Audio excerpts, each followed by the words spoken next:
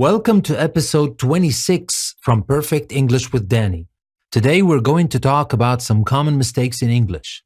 We'll talk about common mistakes with the word approve and exercise. Let's start with the word approve. Let's take a look at these two examples. Those who approve the death penalty claim that life imprisonment is not effective. Some husbands do not approve the idea of their wives having a job. Now, when we use approve something without of, that means to formally accept a plan, proposal, or application. For example, the use of the new drug has yet to be approved by the Medical Research Council.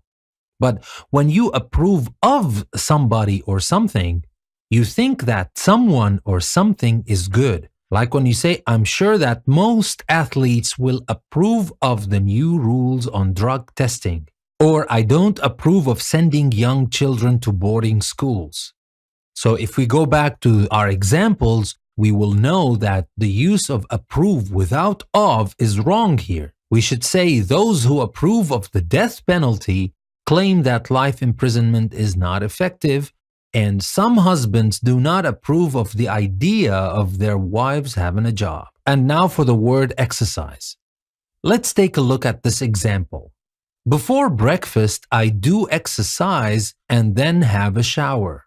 I advise you to take as many exercises as you can.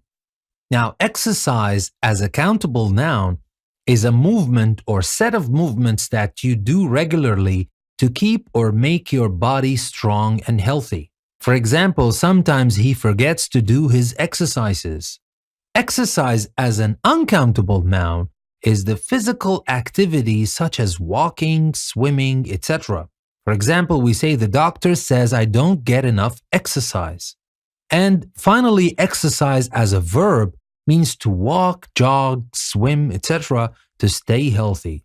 For example, we say just because you're on a diet, it doesn't mean that you don't need to exercise. So if we go back to the sentences we had earlier, we know that in the first one, it is not exactly exercise, the word we need to use.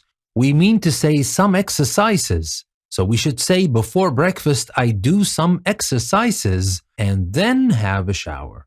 But in the second one, it's just the opposite. We're talking about the general physical activity, so it is uncountable. Instead of saying I advise you to take as many exercises as you can, we should say I advise you to take as much exercise as you can, or I advise you to exercise as much as you can.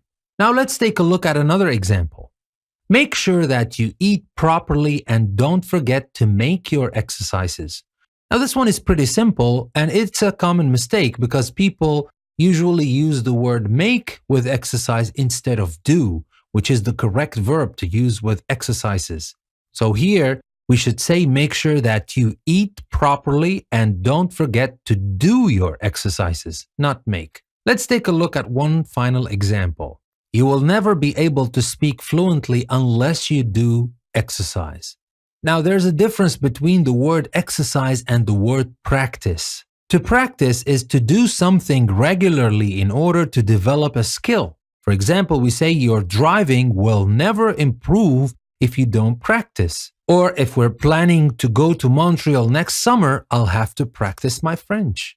So here we know the word we need is not exercise, it is practice. We should go back to this sentence and fix it by saying you will never be able to speak fluently unless you practice, not exercise.